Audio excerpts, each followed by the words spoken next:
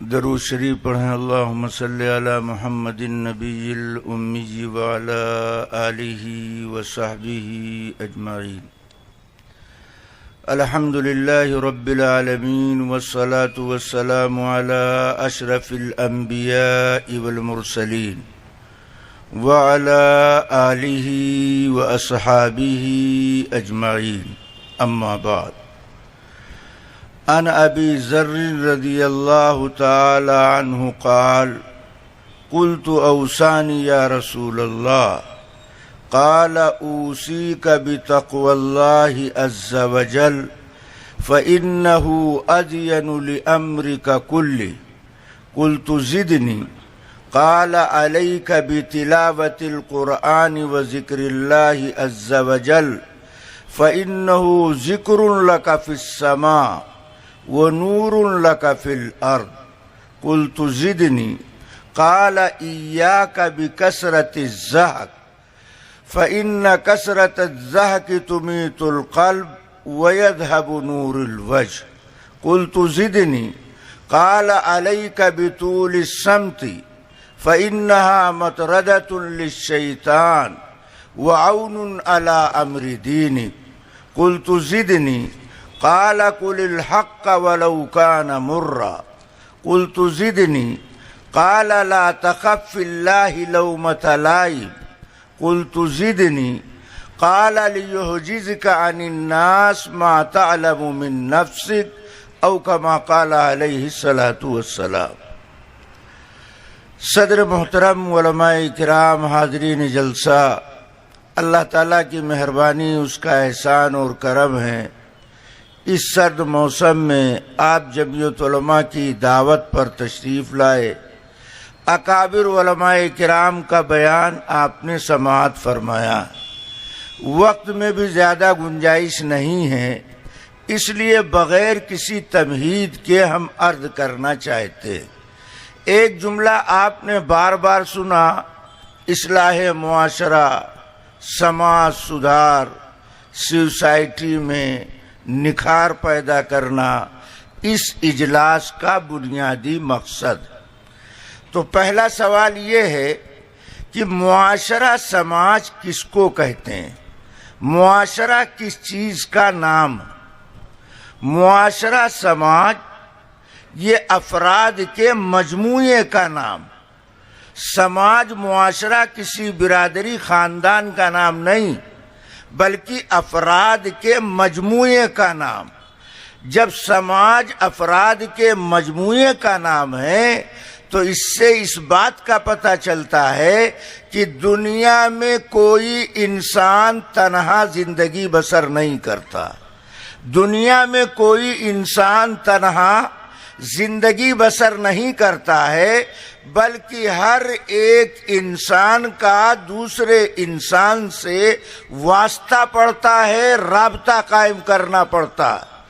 ایک انسان کا دوسرے انسان سے جو واسطہ پڑتا ہے یا دوسرے انسان سے رابطہ قائم کرنا پڑتا ہے، اسی کا نام سماج۔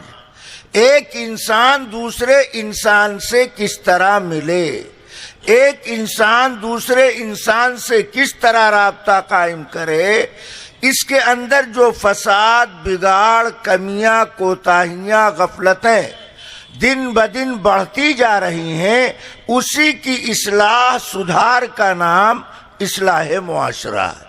اتنی بات آپ کی سمجھ میں شاید آ گئی ہو کہ افراد کے مجموعے کا نام سماج ہے، اور دنیا میں کوئی انسان تنہا زندگی نہیں بسر کرتا ہے، بلکہ ایک انسان کا دوسرے انسان سے واسطہ پڑتا۔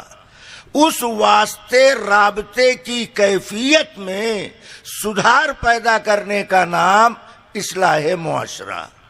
قرآن میں اس کی حیثیت کیا ہے؟ یہ کوئی رواجی طریقہ ہے، ایک تنظیم کا ذاتی فیصلہ؟ ہرگز ایسا نہیں۔ آپ غور کریں، قرآن مجید میں اللہ تعالیٰ نے تقریباً 60-62 جگہ نماز پڑھنے کا حکم دیا، مگر پورے قرآن میں کوئی عالم ہمیں قرآن سامنے رکھ کر کے 4 رکعت نماز پڑھنے کا طریقہ قرآن کی آیت سے ثابت نہیں کر سکتا۔ 60-62 جگہ نماز پڑھنے کا حکم ہے، مگر 4 رکعت نماز پڑھنے کا طریقہ پورے قرآن میں نہیں بیان کیا گیا۔ نماز کا حکم قرآن سے آیا، نماز پڑھنے کا طریقہ حضرت محمد الرسول اللہ صلی اللہ تعالی علیہ وسلم نے بتایا۔ اسی لیے آپ نے فرمایا صلو کما رأیتمونی اصلی، نماز اس طرح پڑھو جس طرح صحابہ ہماری نماز نقل کریں۔ معلوم ہوا نماز کا حکم اللہ نے دیا، نماز پڑھنے کا طریقہ محمد الرسول اللہ صلی اللہ علیہ وسلم نے دیا ہے، قرآن نے نماز پڑھنے کا طریقہ نہیں بتایا۔ اس کے برخلاف سماج اور معاشرے کی قرآن کی نظر میں حیثیت اور اہمیت کیا؟ قرآن مجید میں سماج کا ایک مسئلہ جس کو استیزان کہا جاتا ہے، کسی غیر کے گھر میں مالک مکان کی اجازت کے بغیر داخلہ حرام ہے، منع۔ مالک مکان داخلے کی اجازت دے تو آنے والا اس کے مکان میں جا سکتا ہے، اس کو قرآن کی زبان میں استیزان کہا جاتا۔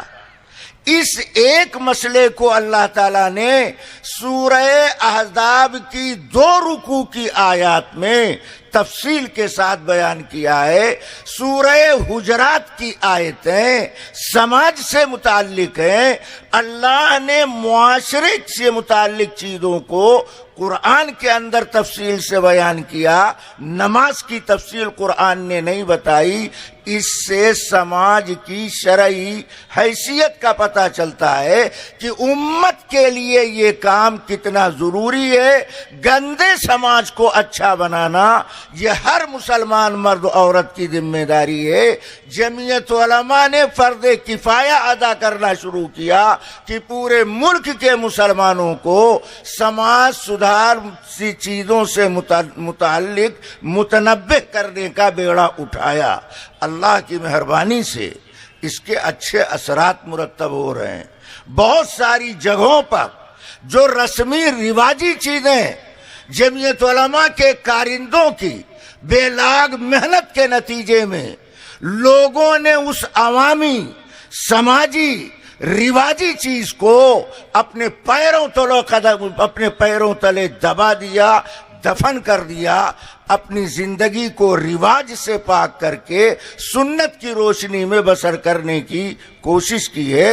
اس لیے ہمیں جمعیت علماء کے اس کام کو محبت کی نظر سے دیکھنا چاہیے، اپنی بساط بھر تعاون کرنا چاہیے۔ میں نے آپ کے سامنے ایک حدیث پڑھی۔ اس حدیث میں اللہ کے پیغمبر علیہ السلام نے، ایک صحابی ہے نبی کے حضرت ابو ذر غفاری، جسے جمعیت علماء نے آپ کو دعوت دیا کہ آپ یہاں جمع ہو جاؤ، ہم آپ کو دین کی بات، سماج سے متعلق مسائل بتائیں گے۔ ایک دن ابو ذر نبی کے پاس چل کر کے آئے اور نبی سے عرض کیا، اللہ کے رسول ہمیں دین کی بات بتائیے۔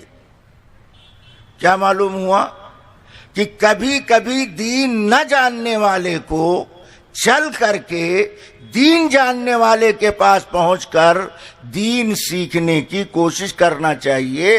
ابو ذر نے نبی کے پاس پہنچ کر عرض کیا، اللہ کے نبی ہمیں دین کی کوئی بات بتائیے۔ اللہ کے نبی نے ان کو پہلی نصیحت فرمائی، اوصی کبھی تقوی اللہ، اے ابو ذر ہم تمہیں اللہ سے ڈرنے کی نصیحت کرتے ہیں۔ اپنے دل میں اللہ کا ڈر پیدا کرو کہ جہاں کوئی نہیں دیکھتا ہے وہاں اللہ دیکھتا ہے۔ اگر اللہ کا ڈر دل میں آئے گا تو گناہ سے بچنا آسان ہوگا۔ گناہ سے بچانے والی چیز ایمان والے کے لیے صرف اور صرف اللہ کا ڈر، اللہ کا خوف، اللہ کی خشیت۔ فرمایا اپنے دل میں اللہ کا ڈر پیدا کرو۔ اگر تمہارے دل میں اللہ کا ڈر پیدا ہو گیا، فَإِنَّهُ أَذْيَنُ لِأَمْرِكَ كُلِّ، یہ عمل تمہارے ہر مشکل کو آسان کر دے گا۔ یعنی اگر اللہ کا ڈر دل میں پیدا ہوا تو تم دنیا کی پریشانی سے بھی بچ سکتے ہو اور آخرت کی مصیبت سے بھی نجات پا سکتے ہو۔ ایک نصیحت کیا، اس کا فائدہ بتایا۔ ابو ذر کو جب ایک بات معلوم ہو گئی تو کہنے لگے زدنی یا رسول اللہ، اللہ کے نبی ایک بات اور بتائیے۔ تو نبی نے دوسری نصیحت فرمائی۔ میں صرف ترجمہ کروں گا، تشریح نہیں کرتا، ساتوں بات آپ کے سامنے آئے گی، ذرا دھیان سے سنو کہ نبی نے کتنی پیاری پیاری، کتنی اچھی اچھی اصلاح پیدا کرنے والی عمل آپ نے بتایا اور عمل کا فائدہ بھی آپ نے بتایا۔ پہلی چیز فرمایا کہ اللہ کا ڈر اپنے دل میں پیدا کرو۔ اگر اللہ کا ڈر تمہارے دل میں آئے گا تو حرام چیز سے بچنا تمہارے لیے آسان ہوگا، تم دنیا آخرت کی مصیبت سے بچ سکتے ہو۔ دوسری نصیحت میں فرمایا علیک بتلاوت القرآن، اے ابو ذر قرآن کی تلاوت کا اہتمام کرو اور اللہ کے ذکر کا اہتمام کرو۔ جتنا موقع ملے قرآن پڑھنا سیکھو۔ کب تک اخبار پڑھتے رہو گے اور کب تک ٹی وی کے فریم پر اپنی نگاہوں سے گندی تصویریں سینکتے رہو گے، دیکھتے رہو گے؟ اللہ کے نبی کہتے ہیں قرآن کی تلاوت کا اہتمام کرو اور اللہ کے ذکر کا اہتمام کرو۔ خالی بیٹھے ہو اللہ اللہ کہہ لیا کرو، اللہ کا نام لوگے، آپ اللہ کو اچھے لگو گے، آپ اللہ کو اچھے لگو گے، اللہ کو یاد کرو گے تو اللہ آپ کو یاد کرے گا۔ کہا قرآن کی تلاوت کا اہتمام اور ذکر اللہ کا جو بندہ اہتمام کرتا ہے اس کا نام، اس کا تذکرہ آسمان پر کیا جاتا۔ تم زمین پر قرآن پڑھو گے، تم زمین پر بیٹھ کر کے اللہ اللہ کرو گے، تمہارا تذکرہ فرشتوں کے پاس کیا جائے گا، انبیاء کی روحوں کے پاس کیا جائے گا۔ ایک فائدہ۔ دوسرا فائدہ نبی نے بتایا کہ جو آدمی قرآن کی تلاوت کا اہتمام کرتا ہے یا ذکر اللہ کا اہتمام کرتا ہے تو دوسرا فائدہ اس کو یہ ملتا ہے کہ اللہ ایسے بندے کو نیک کام کرنے کی توفیق عطا کرتا ہے، اللہ اس کے لیے نیک کام کرنا آسان کر دیتا۔ آج برائی سے بچنا مشکل، اچھے کام کرنا مشکل۔ اس پریشانی کا علاج یہ ہے کہ قرآن کی تلاوت کا اہتمام کرو، ذکر اللہ کا اہتمام کرو۔ قلت زدنی یا رسول اللہ، ابو ذر نے کہا اللہ کے نبی ایک بات اور بتائیے۔ تو ابو ذر کی درخواست پر اللہ کے پیغمبر نے تیسری نصیحت فرمائی۔ تیسری نصیحت میں نبی نے فرمایا علیک بطول الصمت فإنها مطردۃ للشیطان، اے ابو ذر خاموش رہنے کی عادت ڈالو، چپ رہنے کا مزاج بناؤ، بلا ضرورت مت زبان کھولا کرو، بوقت ضرورت بقدر ضرورت بولا کرو۔ جو تم بول رہے ہو تمہاری ہر بول کو ریکارڈ کیا جا رہا، ہر بول کے بارے میں تم سے پوچھا جائے گا۔ تمہاری زبان اتنی بے لگام کہ انسان تو انسان، تم جانوروں کو گالی دے دیتے ہو، ماں باپ کو برا بھلا کہہ دیتے ہو۔ ایسی فضول باتوں سے بچنے کا آسان طریقہ یہ ہے کہ زیادہ خاموش رہنے کی عادت ڈالو، بوقت ضرورت بقدر ضرورت بولا کرو، بوقت ضرورت بقدر ضرورت بولا کرو۔ لایانی بات تمہاری زبان پر نہیں آئے گی۔ جو آدمی اپنی زبان کی حفاظت کرتا ہے، لایانی گندی بول نہیں بولتا، اللہ کے نبی اس کا فائدہ بتاتے ہیں۔ اس عمل کی برکت سے شیطان تم سے دور رہے گا، شیطان تمہارے پاس رہے گا تو تم کو اچھے کام کرنے نہیں دے گا۔ اور جب تم خاموش رہو گے اس میں طاقت اتنی ہے کہ شیطان تم سے دور بھاگے گا۔ جب شیطان تم سے دور بھاگے گا تو تمہارے لیے دین کا کام کرنا آسان ہوگا۔ نبی کا ایک عمل امت کی گندی زندگی کو اچھی بنانے والی۔ ابو ذر کہتے زدنی یا رسول اللہ، اللہ کے نبی ایک بات اور بتائیے۔ تو اللہ کے نبی نے چوتھی نصیحت فرمائی، ارشاد فرمایا ایاک بکثرت الضحک، اے ابو ذر زیادہ ہنسنے سے بچنا۔ جب دیکھو لیٹر باکس کی طرح منہ کھولے پڑے ہیں، ہر وقت ہا ہا ہی ہو، ٹھٹھا ہنسی مذاق، یہ طریقہ اچھا نہیں۔ فرمایا زیادہ ہنسنے سے بچنا۔ کیوں؟ زیادہ ہنسنا یہ دل کو مردہ کر دیتا ہے، چہرے کو بے نور کر دیتا ہے۔ سماج میں ایسے آدمی کی کوئی حیثیت نہیں رہتی جو ہر وقت ٹھٹھا ہنسی مذاق کرتا رہتا ہے۔ نبی کہتے ہیں زیادہ ہنسنے کی وجہ سے آدمی کا دل مردہ ہو جاتا ہے، چہرہ اس کا بے نور ہو جاتا ہے۔ نبی کی اس چوتھی نصیحت کی ہم تھوڑی سی تشریح کریں گے۔ لوگ علم نہ ہونے کی وجہ سے غیر سلط باتیں بول دیتے ہیں۔ امام صاحب عصر کی نماز کے بعد اپنے حجرے میں بیٹھ کر کسی متولی مقتدی سے بات کر رہے تھے اور کسی بات پر امام کو ہنسی آ گئی، امام ہنس پڑا تو دوسرا نمازی پہنچ کر امام کی پیٹھ پر فتویٰ چپکا دیتا ہے کہ ہنسنے میں منہ کھول کر ہنسنا منع ہے، سنت کے خلاف۔ لوگ صحیح بات جانتے نہیں، فتویٰ پیٹھ پہ چپکانے کے لیے تیار رہتے ہیں۔ ہنسنے کے سلسلے میں نبی کا طریقہ، نبی کی سنت کیا؟ احادیث کی کتابوں میں نبی کے ہنسنے کا دو انداز نقل کیا گیا۔ اللہ کے نبی کبھی مسکراتے تھے، آپ کے لبوں پر مسکراہٹ کے آثار محسوس ہوتے تھے، اور کبھی کبھی اللہ کے نبی ہنستے کہ آپ کے سامنے کے دانت دکھائی پڑے ہیں۔ اس طرح بھی نبی کا ہنسنا حدیث کے اندر موجود ہے، منقول ہے، محفوظ ہے۔ حضرت محمد الرسول اللہ صلی اللہ علیہ وسلم ایک مرتبہ مجمع عام میں بیان کر رہے تھے۔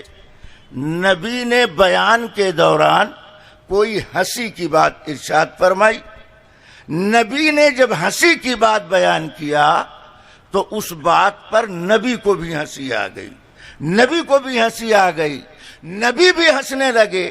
اتنے میں حضرت عمر بن خطاب کہتے ہیں میں نبی کی مجلس میں اس وقت پہنچا جب اللہ کے نبی ہنس رہے تھے۔ عمر نے نبی کو ہنستا دیکھا، عمر نے نبی کو ہنستا دیکھا تو حضرت عمر کو نبی کا ہنسنا اچھا لگا، عمر کو نبی کا ہنسنا اچھا لگا۔ صحابہ سے زیادہ کون سچا پکا نبی کا عاشق ہو سکتا ہے؟ عمر کو نبی کا ہنسنا اچھا لگا، اتنا اچھا لگا، اتنا اچھا لگا کہ عمر نے وہیں کھڑے کھڑے نبی کو دعا دے دیا۔ دعا میں عمر نے کیا کہا؟ اضحک اللہ سنک یا رسول اللہ، اے اللہ کے رسول اللہ آپ کو ہنستا رکھے، اے اللہ کے رسول اللہ آپ کو ہنستا رکھے۔ اب دونوں حدیث ملائیے تو ٹکراؤ محسوس ہو رہا۔ نبی کہہ رہے ہیں زیادہ ہنسنے سے بچنا، اور عمر نبی کے لیے دعا کر رہے ہیں اضحک اللہ سنک یا رسول اللہ، اے اللہ کے رسول اللہ آپ کو ہنستا رکھے۔ تو محدثین نے عمر کی دعا کا مطلب بیان کیا کہ عمر کی دعا کا مطلب کیا ہے؟ ادام اللہ فرحک یا رسول اللہ، اے اللہ کے رسول اللہ آپ کو خوش خرم رکھے۔ یہ ہے حضرت عمر کی دعا کا مطلب۔ حضرت عمر بیٹھ گئے، اتنے میں حضرت جریر بن عبداللہ صحابی رسول نبی کے بیان کی مجلس میں آئے۔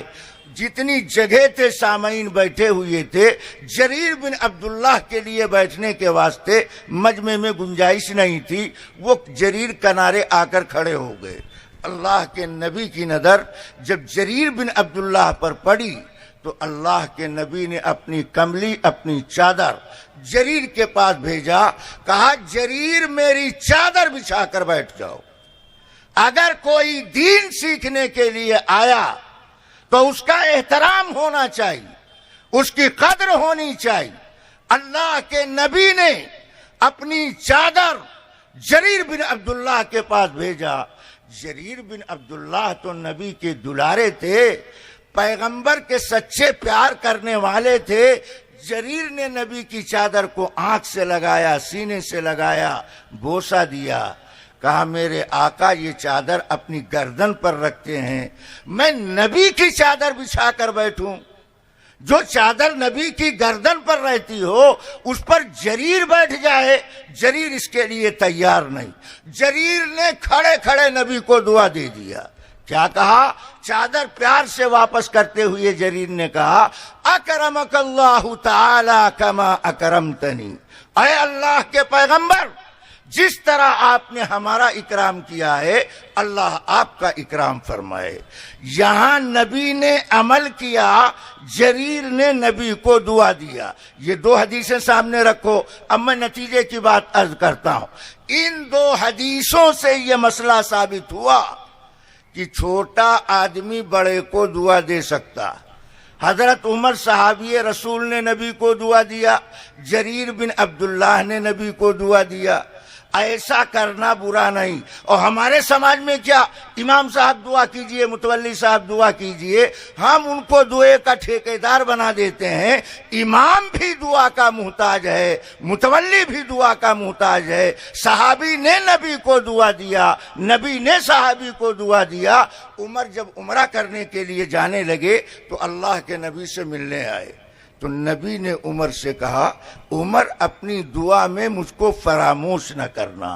امت کو یہ سبق ملا کہ بڑے آدمی کو چھوٹے سے بھی دعا کی درخواست کرنی چاہیے۔ اللہ کے نبی سے ابو ذر غفاری کہتے ہیں زدنی یا رسول اللہ، اللہ کے نبی ایک بات اور بتائیے۔ تو نبی نے پانچویں نصیحت فرمائی، ارشاد فرمایا قل الحق ولو کان مرا، اے ابو ذر سچ بات کہو ڈنکے کی چوٹ پر، اگرچہ سننے والوں کو ناخوشگوار معلوم، سننے والوں کو گرا معلوم ہو، مگر بات سچی ہے، پکی ہے، لوہا لاٹ ہے۔ تو نبی ابو ذر سے کہتے ہیں سچی بات ڈنکے کی چوٹ پر کہو، اگرچہ سننے والوں کو گرا معلوم۔ مگر میں یہ عرض کروں گا کہ نبی کے فرمانے کا مطلب یہ ہے کہ کہنے والے کے دل میں بڑائی نہیں ہونی چاہیے، تکبر نہیں ہونا چاہیے، بلکہ سامعین کی ہمدردی ہو، وہ خیر خواہی کی نیت سے سچی بات کہے۔ اگر تین چیزوں کا لحاظ رکھا جائے، علماء کرام اس بات پر دھیان دیں، اگر تین باتوں کا لحاظ رکھا جائے تو سخت سے سخت بات کہہ دی جائے، لوگ اسے گوارا کریں گے۔ پہلی چیز نیت پاک ہونی چاہیے، ہم اللہ کی رضا کے لیے یہ کام کر رہے ہیں۔ حصول اخلاص شریعت میں فرض ہے، حصول اخلاص شریعت میں فرض ہے۔ جو بات کہہ رہے ہو اللہ کو راضی کرنے کے لیے، اس کو ذلیل کرنے کے لیے نہیں کہہ رہے، تو اول نیت سچی ہونی چاہیے۔ دوسری شرط بات بھی سچی ہونی چاہیے، کچی بات مت کہو، پکی بات ٹھسے سے کہو۔ اور تیسری چیز کہنے کا انداز بھی اچھا ہونا چاہیے، کسی کو رسوا کرنا مقصود نہ ہو تو سخت سے سخت بات لوگ قبول کریں گے۔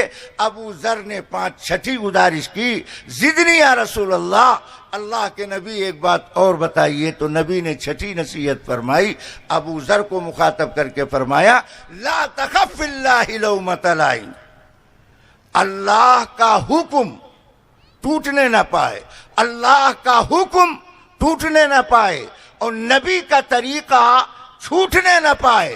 چاہے ملامت کرنے والے، تانا دینے والے، جملہ کسنے والے، تالی بجانے والے لایانی کام میں لگے رہیں، مگر سچی بات اگر تمہیں معلوم ہے تو اس کے عمل کرنے میں، اس کے بتانے میں، سنانے میں صرف اس ڈر سے بات مت چھپاؤ کہ لوگ ہمارے مخالف ہو جائیں گے، نذرانہ ہمارا کم ہو جائے گا، ملاقات و مسافہ کمزور پڑ جائے گا۔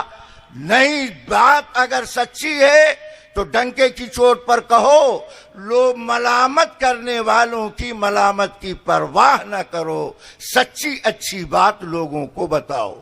آخری نصیحت ابو ذر کہتے ہیں میں نے نبی سے 7ویں بار کہا زدنی یا رسول اللہ، اللہ کے نبی ایک بات اور بتائیے۔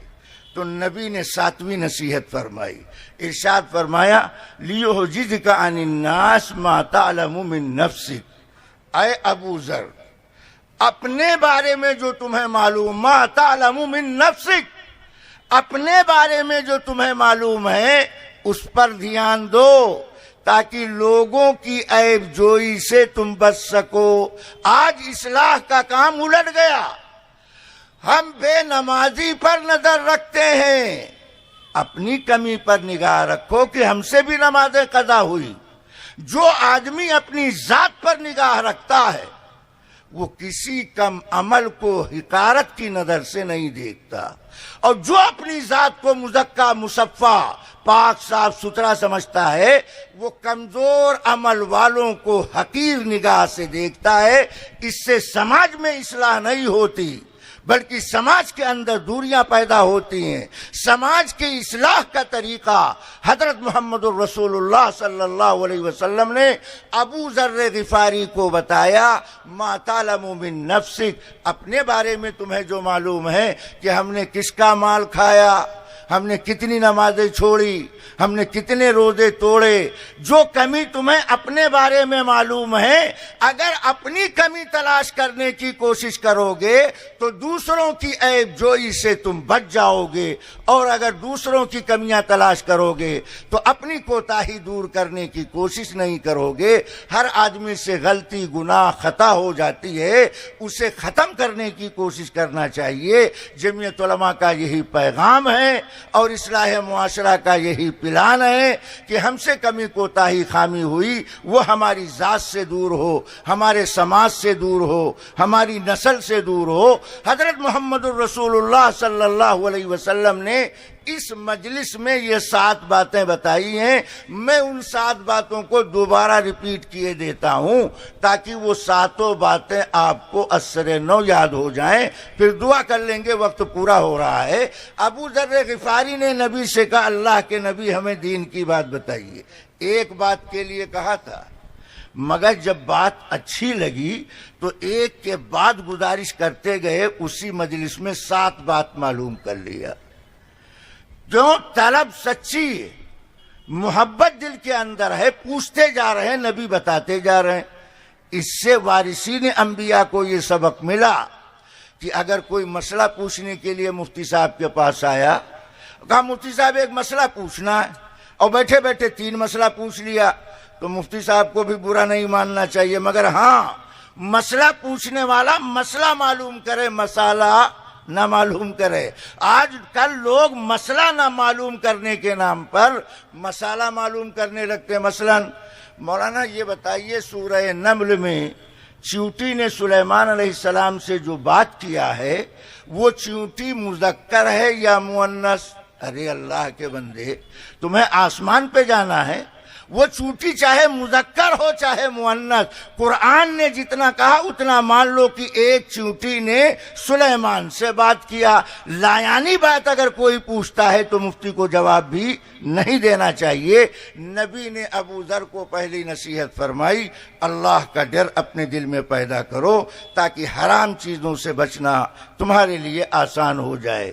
دوسری نصیحت میں فرمایا قرآن کی تلاوت کا اہتمام کرو، ذکر اللہ کا اہتمام کرو۔ جو آدمی یہ کام کرتا ہے تو اس کا تذکرہ آسمان میں کیا جاتا ہے، اور اللہ ایسے بندے کو نیک کام کرنے کی توفیق عطا کرتا۔ اور تیسری نصیحت میں فرمایا زیادہ خاموش رہنے کی عادت ڈالو۔ کیا مطلب؟ بوقت ضرورت بقدر ضرورت بولا کرو، نہ تو بلا ضرورت بولو نہ ضرورت سے زیادہ بولو۔ میاں بیوی جب ضرورت سے زیادہ بولنے لگتے ہیں تو جدائی کی نوبت آ جاتی ہے۔ سماج کی اس برائی سے حفاظت کا سامان یہ ہے کہ بوقت ضرورت بقدر ضرورت بولا کرو تاکہ لایانی باتوں کا ارتکاب نہ ہو سکے۔ چوتھی نصیحت میں پیغمبر نے فرمایا زیادہ ہنسنے سے بچنا۔ معلوم کیا ہوا؟ کبھی کبھی ہنسنا بھی چاہیے، ہر وقت چھپ کر روزہ نہیں رکھنا چاہیے۔ کبھی کبھی ہنسنے سے حکما لکھتے ہیں انسان کے اعضائے رئیسہ کو طاقت ملتی، کبھی کبھی ہنسنے سے انسان کے اعضائے رئیسہ کو طاقت ملتی ہے۔ تو نبی نے زیادہ ہنسنے سے منع کیا ہے، مطلق ہنسنے سے منع نہیں کیا۔ کہا زیادہ ہنسنے سے بچنا، اس لیے کہ زیادہ ہنسنا یہ دل کو مردہ کر دیتا ہے، چہرے کو بے نور کر دیتا ہے، سماج میں ایسے آدمی کی کوئی حیثیت نہیں رہتی۔ پانچویں نصیحت میں نبی نے فرمایا سچ بات کہو، اگرچہ سننے والوں کو ناگوار معلوم ہو، گرا محسوس ہو، مگر بات سچی ہے تو ڈنکے کی چوٹ پر کہنا چاہیے۔ اور چھٹی نصیحت میں اللہ کے پیغمبر نے فرمایا کہ اللہ رسول کے حکم کو بجا لاؤ، اللہ رسول کے حکم کو بجا لاؤ، ملامت کرنے والوں کی ملامت کی پرواہ نہ کرو۔ آج جمعیت علماء کے لوگ کہتے ہیں باراتی بن کر نہ جاؤ، شریعت میں باراتی کی کوئی حیثیت نہیں۔ کوئی مولوی ایک حدیث نہیں دکھا سکتا کہ نبی مکے میں باراتی بن کر گئے ہوں یا مدینے میں باراتی بن کر گئے ہوں یا اپنی بیٹی کی نکاح میں نبی نے بارات بلوائی ہو، جس کا سنت شریعت سے کوئی تعلق نہیں، اس کے چھوڑنے میں ہم ادھر ادھر کا ہیلا بہانا تلاش کرتے ہیں۔ اللہ کے نبی کی یہ نصیحت سامنے رکھو، فرمایا اللہ رسول کے حکم کو بجا لاؤ، ملامت کرنے والوں کی ملامت کی پرواہ نہ کرو۔ اگر ہم لڑکے کی بارات نہیں لے جائیں گے تو سماج کیا کہے گا، رشتہ دار کیا کہیں گے، اس کی پرواہ نہ کرو، اللہ رسول کی بات مانو۔ اور ساتویں نصیحت میں اللہ کے پیغمبر نے ابو ذر سے کہا اپنے بارے میں تمہیں جو معلوم، اپنی کمیاں جو تمہیں معلوم ہیں ان کو دور کرنے کی کوشش کرو، تاکہ دوسروں کی برائی کرنے سے تم اپنے آپ کو بچا سکو۔ اللہ تعالیٰ ان باتوں پر ہم سب کو عمل کرنے کی توفیق مرحمت فرمائے۔ انشاءاللہ ان باتوں پر عمل کریں گے۔